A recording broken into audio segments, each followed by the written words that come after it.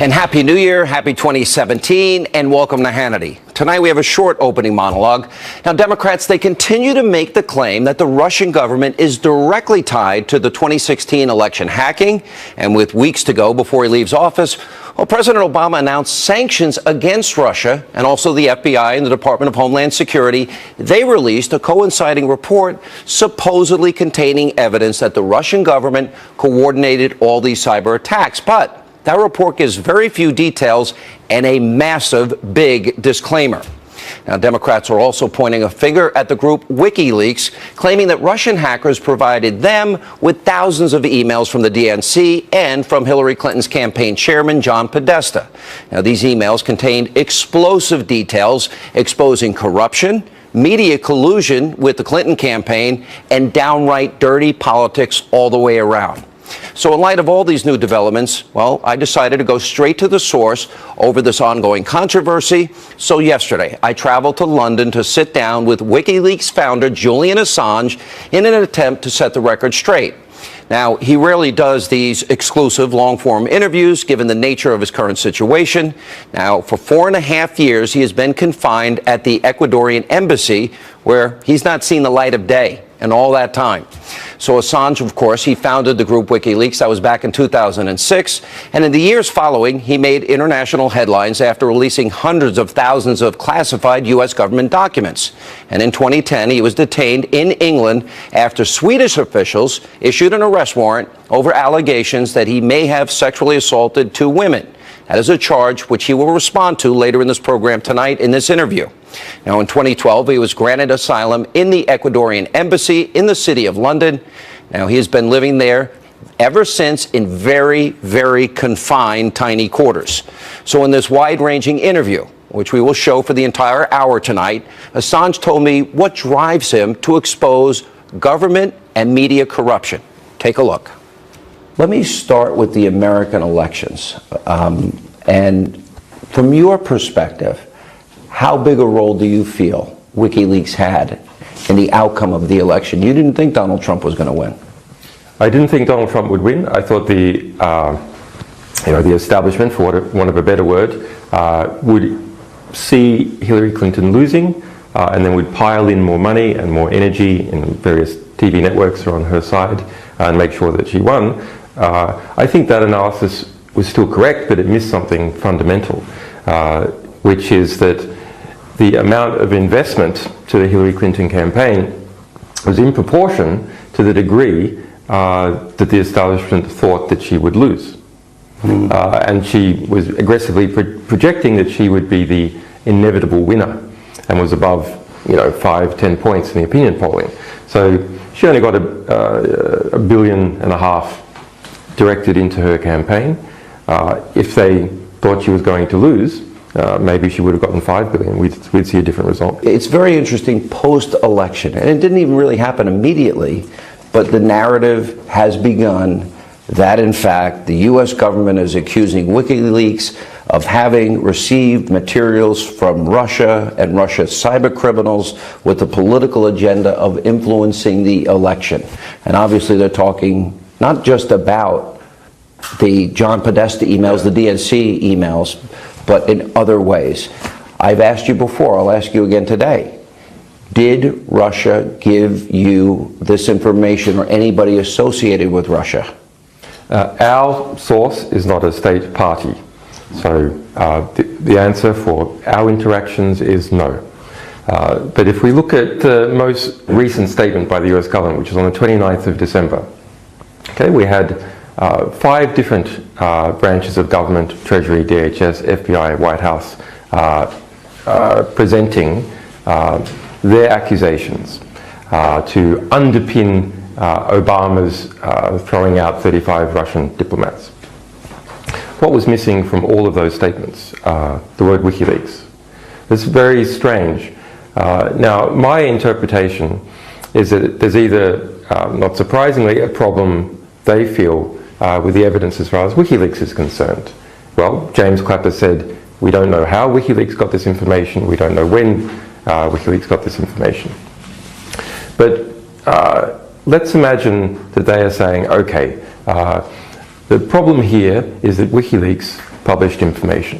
What are they saying? WikiLeaks published true information that the American public read. That information was the words of Hillary Clinton and her campaign manager, John Podesta, and other people in her campaign. And the American public read that information, true information, and said, we don't like these people. And then voted accordingly. But that's not sustainable. So what they want to do instead is conflate our publication of true information with, say, hacking, or rather alleged hacking, of US vote counting machines. And even Obama has had to admit that there has been no hacking of US vote counting machines. No evidence of that. So, but the main focus for most Americans, they are being told by Hillary Clinton's campaign, by the President of the United States, there are the Department of Homeland Security, the Office of the Director of National Intelligence, etc., that in fact WikiLeaks was working with the Russian government to influence the election. Is that true in any way, shape, matter, or form? No, that's absolutely false. And if you read their statements carefully, you'll see they don't actually say that. They kind of mention one fact here and one fact there and nothing else. In the most up-to-date information, on the 29th of December, where the FBI, DHS, White House, etc. made a statement, what is completely absent from all those statements is WikiLeaks. Totally absent. So what's going on? Well, I believe two things are going on. Number one, they don't have the evidence that WikiLeaks is involved in that way.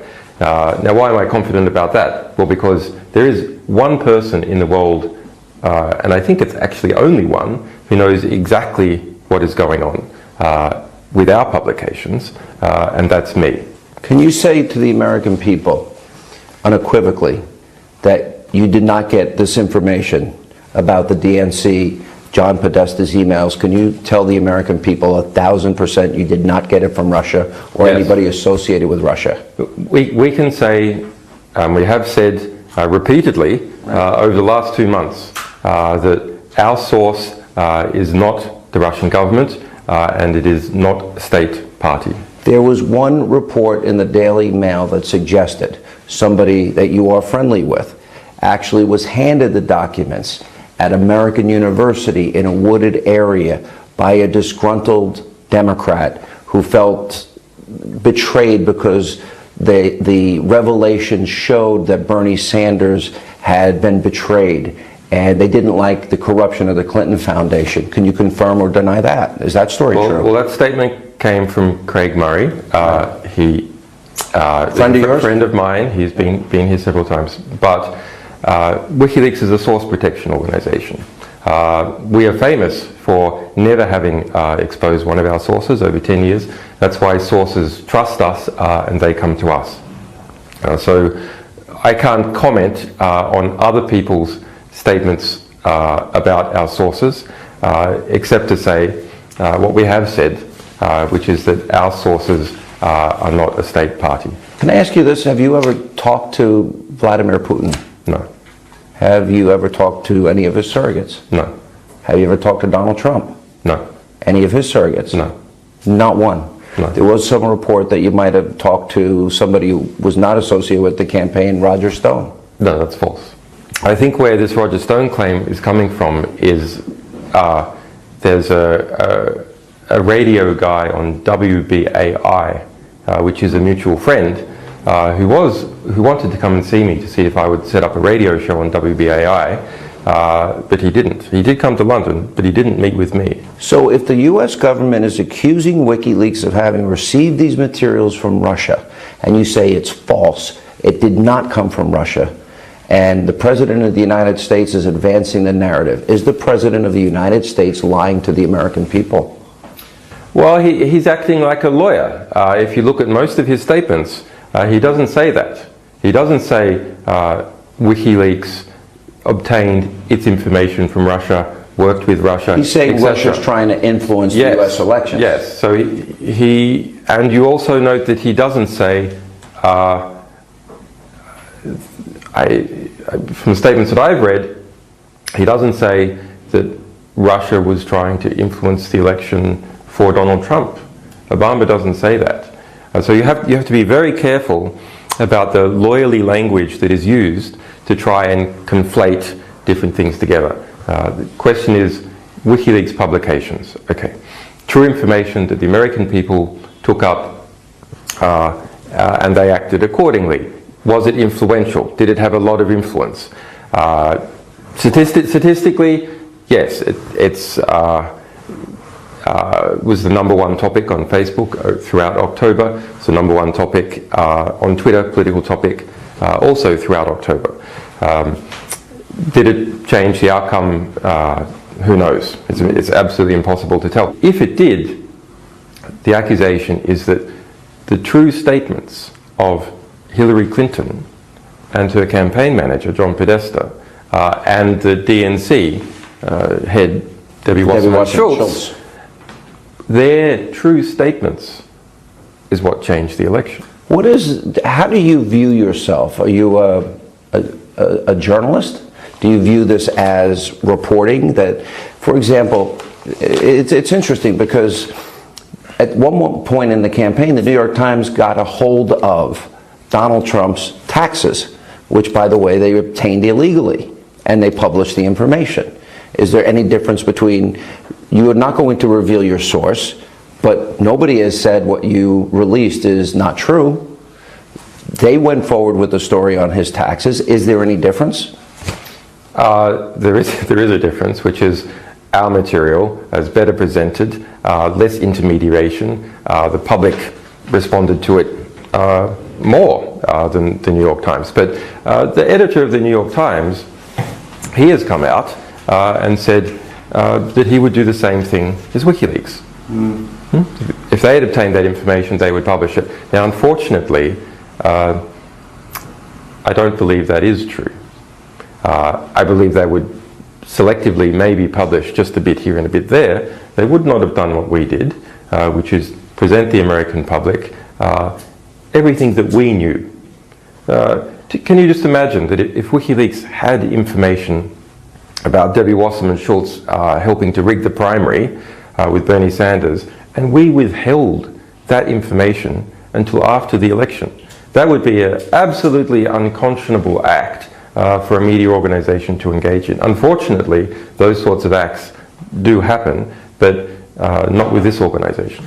You know, in 2015, the Chinese stole millions of personal documents, classified information on individuals who were seeing it and working for our government, etc. So if they don't say anything about China and they selectively choose this, is it to delegitimize Donald Trump? What's your interpretation of that? It's exactly what it's designed to do. If you look at what the allegations are, they don't mention WikiLeaks for the 29th. They don't mention our publications. Our publications had wide uptake by the American people. They're all true. But that's not the allegation that is being presented by the Obama White House. So why such a dramatic response? Well, the reason is obvious. They're trying to delegitimize Trump administration as it goes into the White House.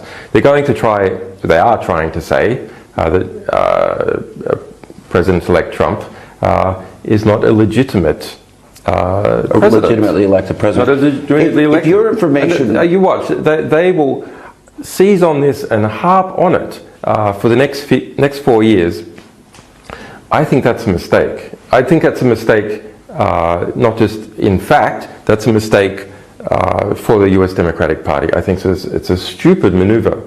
It's the same reason why they lost the election, which is instead of focusing on substance, they focus on other things which they think are short-term wins, but are not strategic. A little comment by Trump here and there, for example, or this attempt to say that how outrageous it is that the American public received true information before an election. That the public doesn't buy that. They want as much true information as possible. If the information you had was about Donald Trump and his campaign, would you have equally released that? Yes, absolutely. It would be, once again, Just think about it from our perspective. We've won a lot of media awards. We have the trust of our sources. We have the trust of our readers, having never got it wrong. Well, this is an important point. 10 years, not one evidence where you've been proven wrong. Well, not even one sustained allegation, even. We have a perfect record in relation to authenticating the material that we publish. That's a very valuable reputation to have, and we try and preserve it. So what else do we have a record for?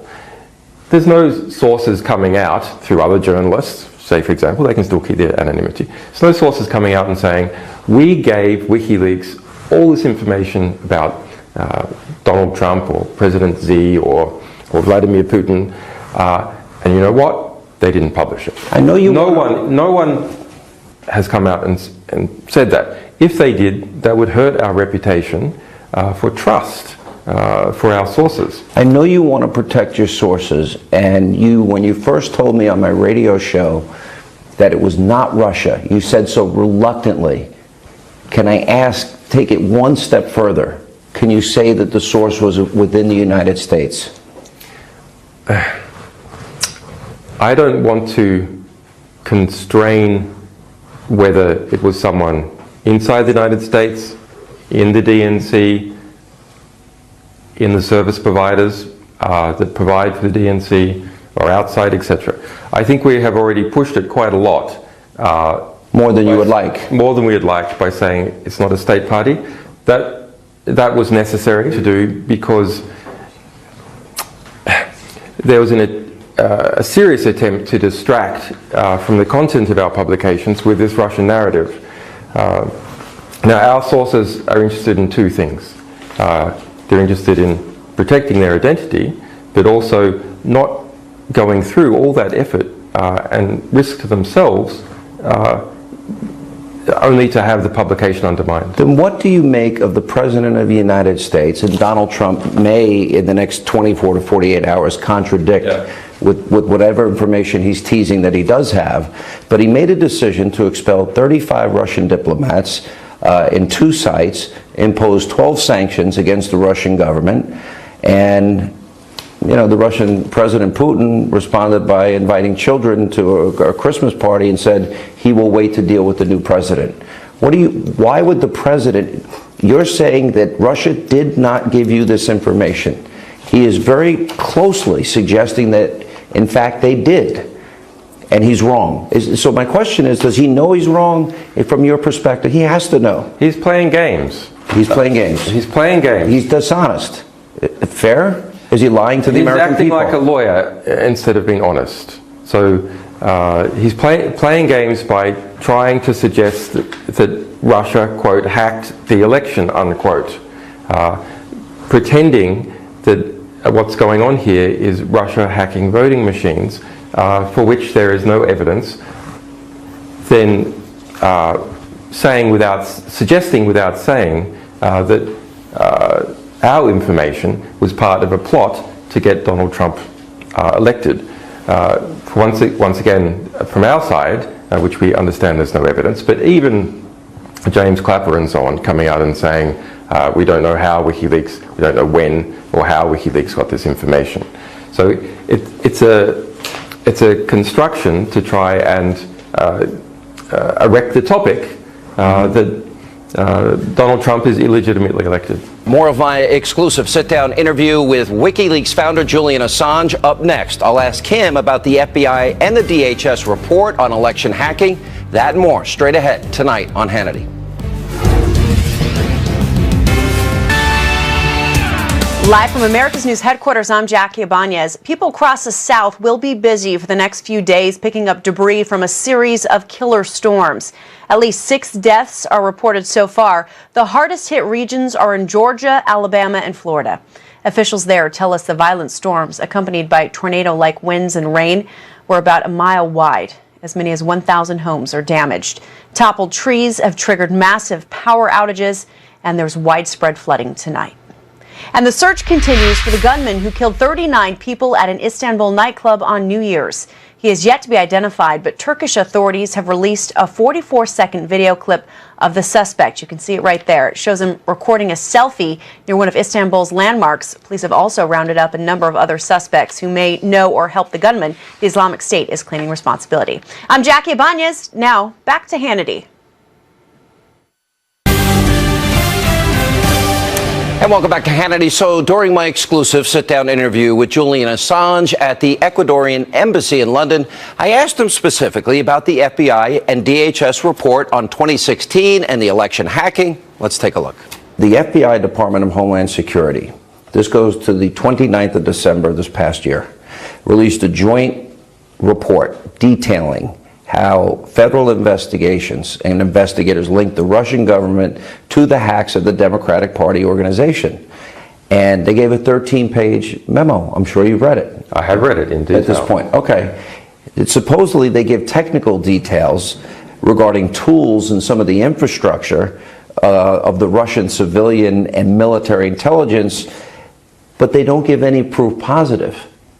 They give the five-page description of some of the tools that they allege that the Russian state uses.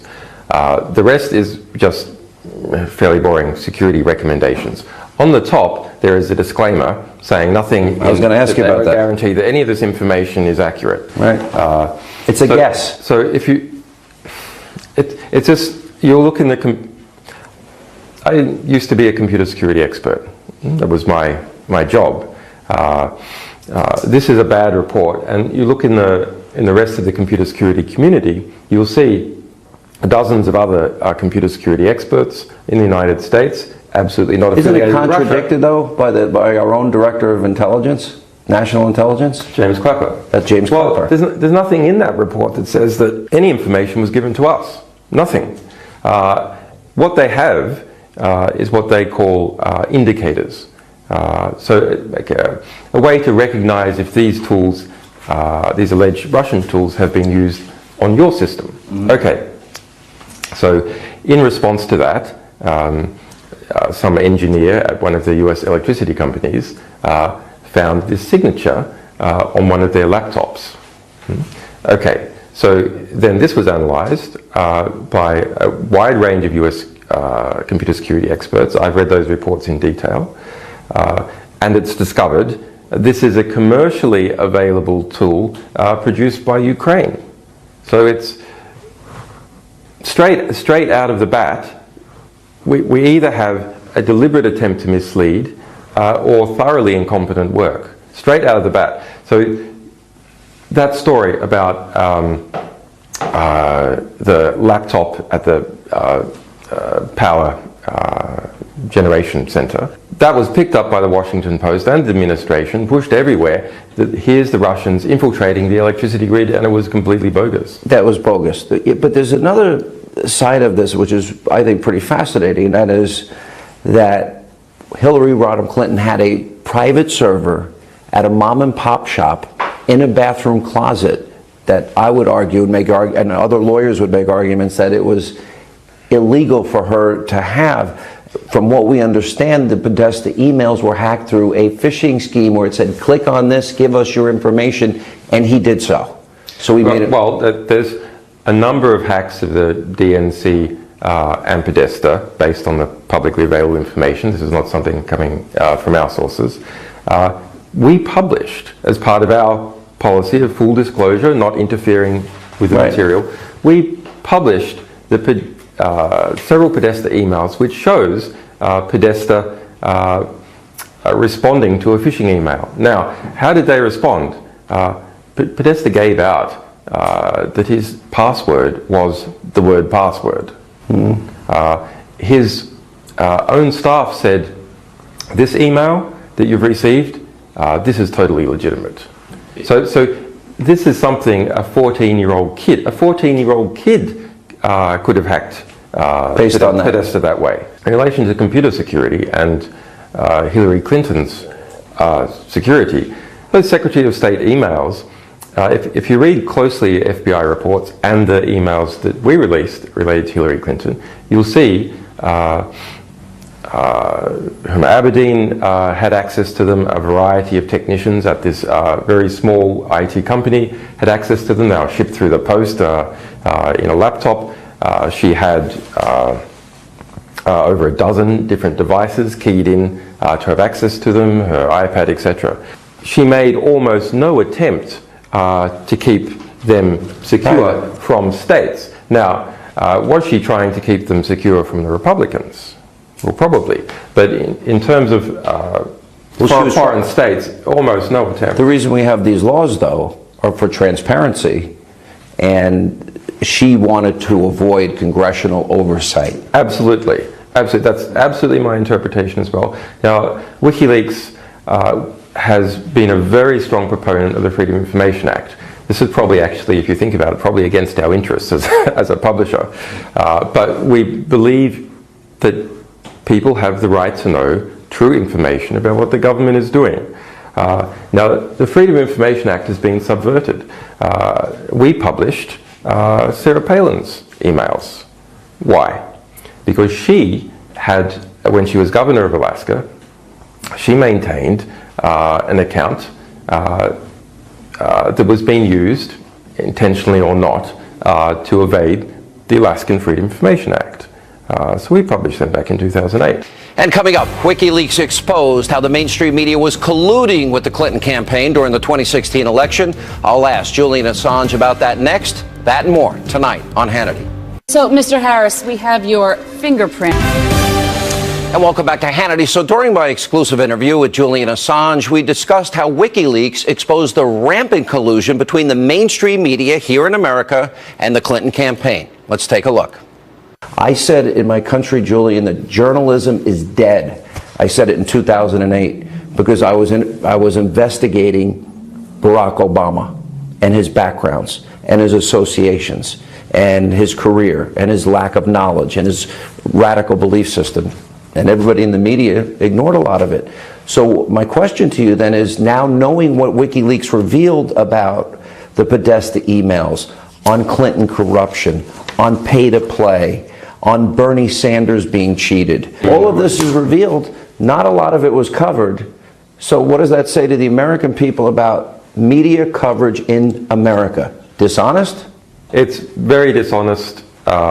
Corrupt is interesting. It depends on your definition. If you look at what we published in the Podesta emails, if they're colluding with Hillary, that's not corrupt. It's an ethical corruption. They're not identifying it to their audiences. They claim that they're objective journalists. It's ethically corrupt. Corrupt by corruption also means something in law, which is that you're taking money in exchange. Okay. So I don't think that collusion. They're colluding, yeah. Okay, because they share her political agenda.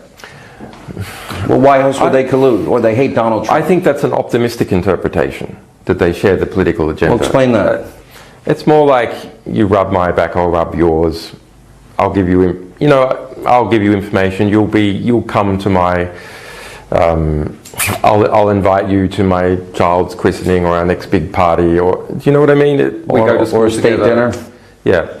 So I think it's more, sadly, I think it's along those lines. But I look at this list of what WikiLeaks exposed for... Can I just go back to this media question? What is the line now in the New York Times, MSNBC? Okay. The line is that WikiLeaks changed the result of the election. Okay. And as editor of WikiLeaks, we're quite happy to have the credit for exposing the corruption and behavior that was occurring in that Clinton team and the DNC fixing things in relation to Bernie Sanders. We're quite happy to accept that. Was that your motivation? Was your motivation to influence the election, or is your motivation, what is your motivation? Is it fidelity to truth? My motivation for maybe 20 years, but 10 years with WikiLeaks, has been to publish true information that is otherwise unsayable. So we're not in competition, if you like. You have no political agenda. That is a political agenda. We have expose the government corruption? It's not a party political agenda. It's a philosophical agenda.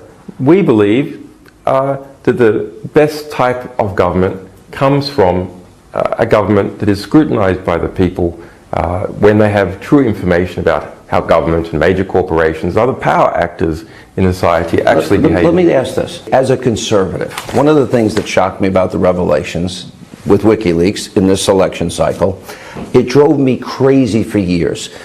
The narrative that would be used by the Democrats about conservatives like myself as Republicans are racist, that they're sexist, that they're homophobic, that they're misogynistic, Islamophobic, xenophobic, all those lines are used. And what was fascinating, and not many people wanted to pay attention to it, and I think that's because of the media collusion, is they were exposed as using racial language, being anti-Semitic, homophobic, which led to, on the eve of the Democratic convention, Debbie Wasserman Schultz being fired. That to me was the type of thing that you sort of like open a window and things are not often the way they appear.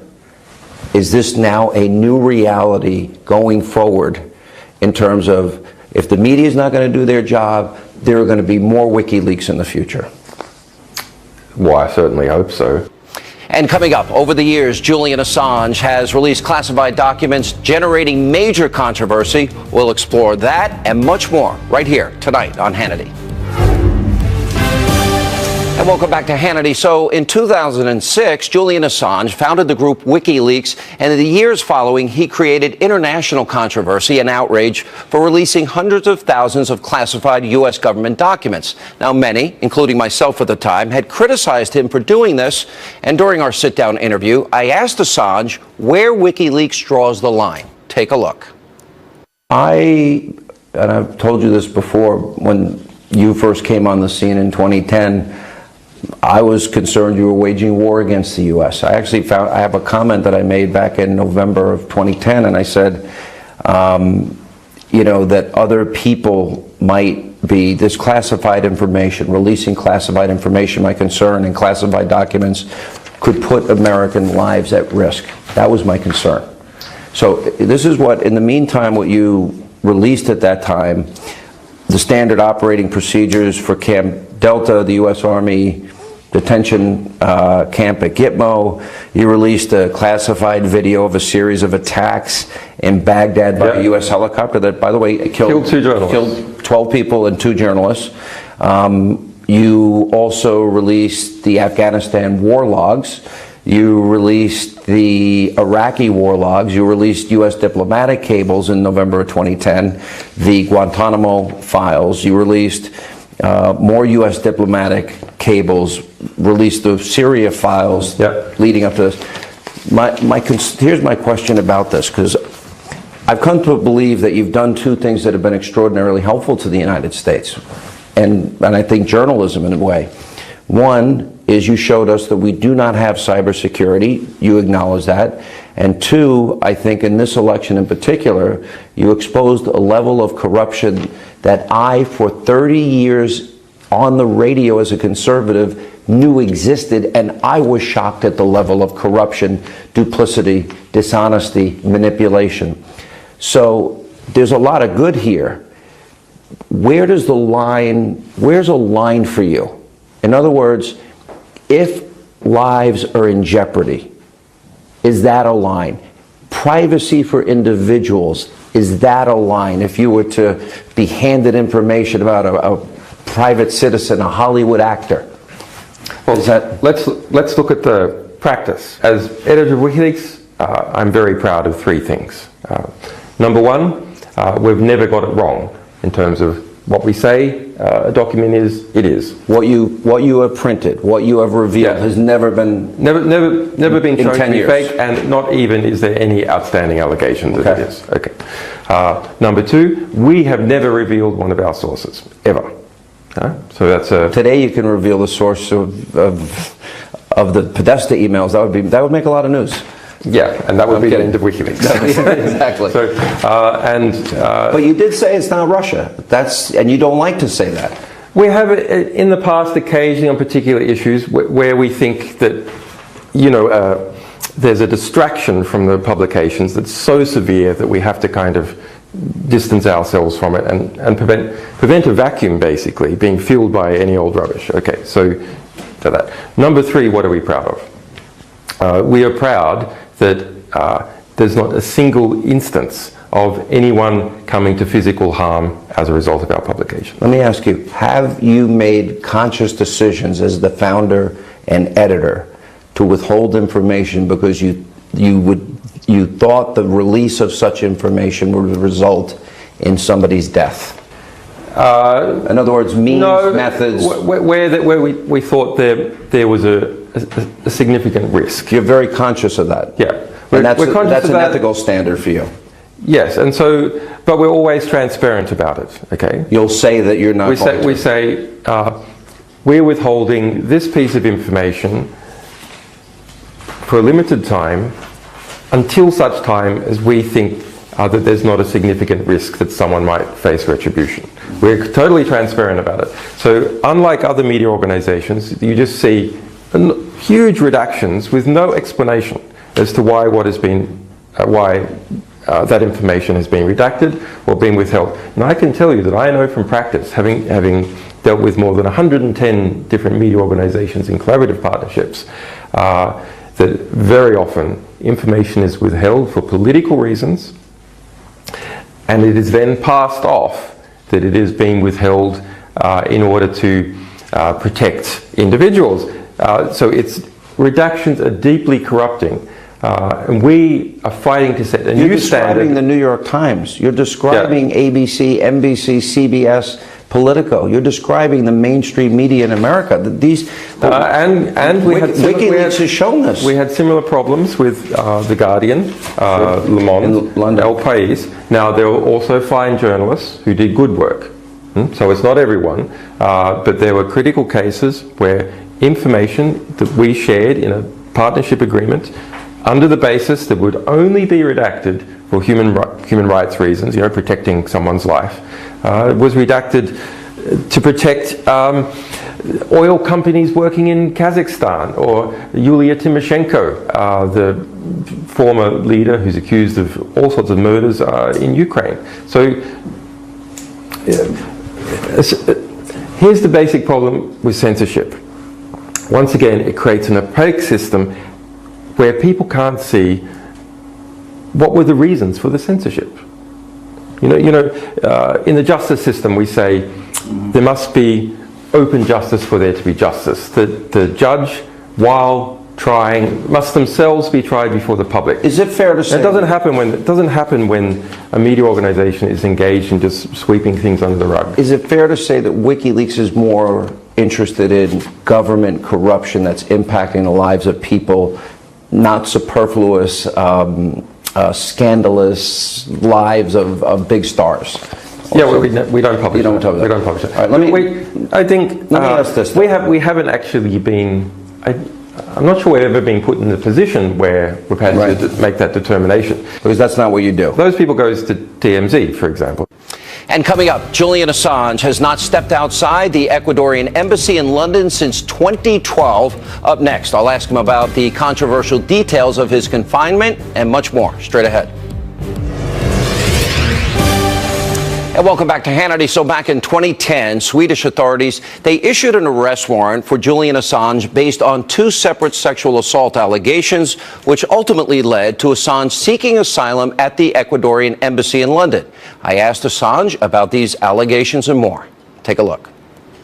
Let's put this in context. The US case started first in 2010.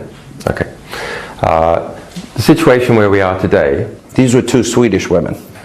The women did not make the allegations. So the state made the allegations. It's agreed in the courts here, all the way up to the Supreme Court, that it's the state of Sweden that brought the case, not the women trying to file charges. There are no charges. Why would the state do that, and not if the women aren't making the charges and the U.S. case dismissed? You must be confronted by your accuser. Not the case here? No. They don't want to. So they admit in their own filing that the woman said that she was railroaded by the police and others. In the court's material, that the police made up the accusation, and I've already been previously cleared by the chief prosecutor of Stockholm.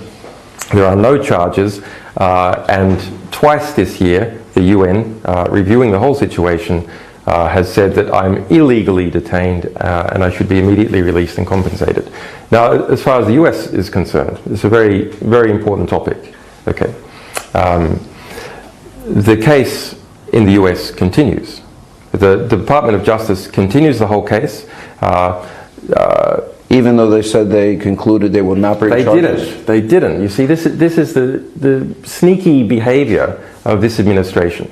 So what as we were complaining, look, the Obama administration is maintaining this massive case against us. It's refusing to release any documents about it to us or any other journalists, erecting a giant dam for all the material involved in the case, saying the reason that no journalist can have access to this is because we are bringing a pending prosecution. This is the end of national security journalism. This is the end of investigative journalism if journalists can't say, hey, we heard a rumor that there was some journalists killed in a drone strike. Do you know anything about that?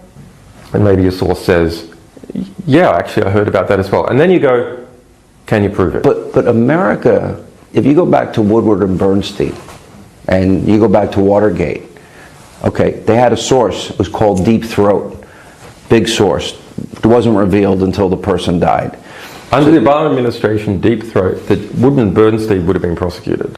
I have been detained illegally without charge for 6 years in prison, under house arrest, 4.5 years in this embassy, without sunlight, lots of spies everywhere, etc. It's tough. It's tough, but that's the mission that I set myself on. So I'm willing to accept that. I understand the kind of game that's being played with, big powerful actors. They try and take revenge. Okay. It's a different thing for my family. I have young children under 10 years old. They didn't sign up for that. Okay. I'm the type of father that they have. But they didn't sign up for that. And that's not something I like. And I think that is fundamentally unjust outcome for my children. It's not a good precedent for other people to have as well. But that would be my one concern. I know what I'm doing. I'm prepared to have wear the consequences of the conflict and dealing with powerful groups and individuals. But my family is innocent in that equation. They didn't sign up for that fight.